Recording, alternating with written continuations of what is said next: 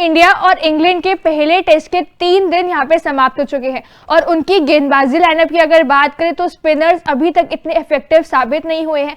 एक लौते पेसर के साथ ये लोग उतरे मार्कवुड के साथ, उनसे ज्यादा ओवर्स निकलवाए नहीं है। मार्कवुड अपने एंड से रन रोकने की कोशिश जरूर कर रहे हैं लेकिन विकेट उन्हें एक भी नहीं मिल पाया है।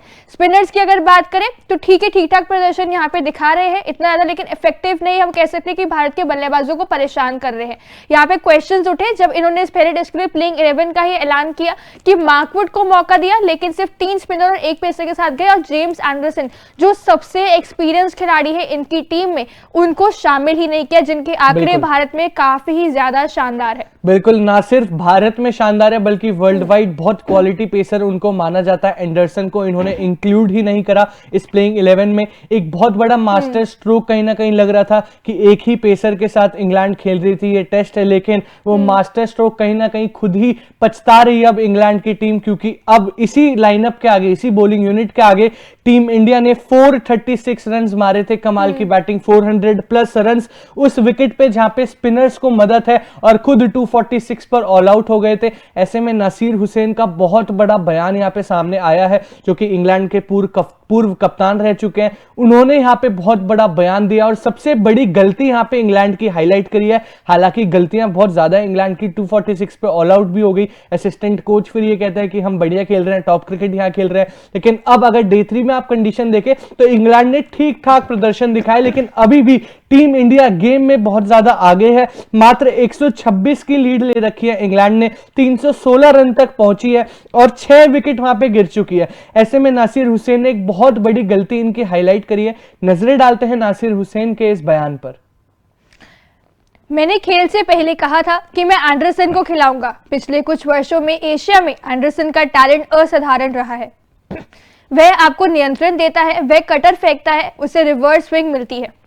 अब यहाँ पे देख सकते हैं कि यहाँ पे एंडरसन के लिए यहाँ पे एंडरसन की कमी महसूस हो रही है टीम में, और इस चीज को हाईलाइट किया है पूर्व कप्तान नासिर हुसैन ने कि यहाँ पे उन्होंने पहले कहा था कि यहाँ पे एंडरसन को होना ही चाहिए, एंडरसन को ना खिलाकर सबसे बड़ी गलती की है। जैसे कि यहाँ पे ध्रुव ने भी ऑब्वियसली कहा था कि वर्ल्ड वाइड भी एंडरसन बहुत ही कमाल के यहाँ पे गेंदबाज है।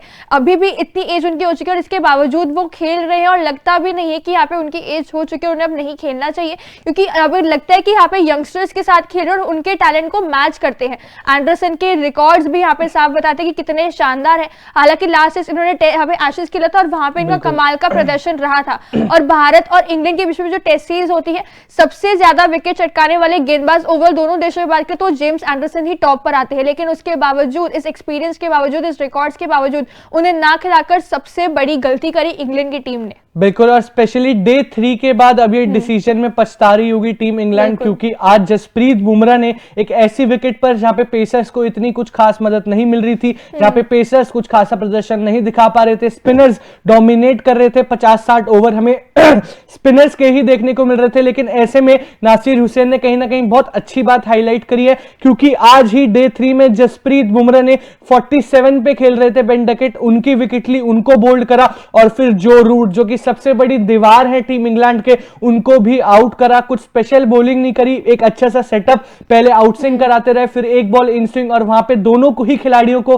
एक अच्छे से सेटअप की वजह से वहां पे आउट कर दिया। ऐसे में एंडरसन को नहीं खिलाया जो इंग्लैंड ने, कहीं ना कहीं अब पछता रही होगी। और इसका एक एग्जांपल डे 3 में भी मिल चुका है कि पेसर्स ने कैसे डोमिनेट करा एक स्पिन विकेट पर भी, और एंडरसन के पास वो एक्सपीरियंस है, वो पेस है, कमाल के उनके पास एक्सपीरियंस है, और रिकॉर्ड्स भी टीम इंडिया के अगेंस्ट बहुत अच्छे हैं। ऐसे में इंग्लैंड टीम का डिसीजन उनके लिए ही बहुत खराब नजर आया है अभी तक। उन्होंने ये सोच के एंडरसन को शायद मौका नहीं दिया, कहीं ना कहीं सोच के कि मार्कवुड भी ऑब्वियसली उनके कमाल के यहाँ पे गेंदबाज है, उनके यहाँ पे पेसर की बात करें तो ऑब्वियसली एंडरसन से बेटर नहीं है, लेकिन काफी उनको एक्सपीरियंस है इंडिया के पिचेस पे खेलने का। हालांकि रेड बॉल नहीं खेला, लेकिन व्हाइट बॉल क्रिकेट यहाँ पे खेलते हैं। ओडीआई की बात कर ले या फिर आईपीएल की बात कर ले तो कहीं ना कहीं उस चीज का भी एक्सपीरियंस था, ऊपर से बैटिंग भी दे देते हैं मार्कवुड। और हालांकि हमने कहा था कि अबू धाबी में जो इनका कैंप लगा था वहां पे भी भी बिल्कुल। बैटिंग प्रैक्टिस ही कर रहे थे Mark Wood as compare to bowling. छक्के चौके लगाने की कोशिश करते, जिस पोजीशन पे आते हैं वहां बाउंड्रीज की जरूरत है, रन की, और उसी की चीज प्रैक्टिस कर रहे थे। एंडरसन बैटिंग नहीं दे पाते, ये सोच के इसलिए मार्कवुड को लाए थे। लेकिन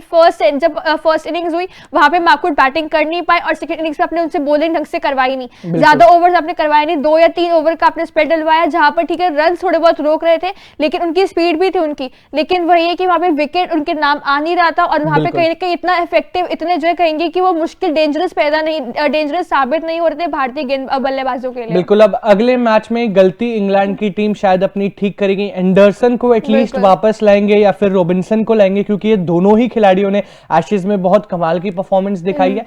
बाकी आप अपना ओपिनियन इस बारे में बता सकते हैं कमेंट सेक्शन में। तब तक के लिए देखते रहिए तूफान स्पोर्ट्स। Like share subscribe. तूफान स्पोर्ट्स।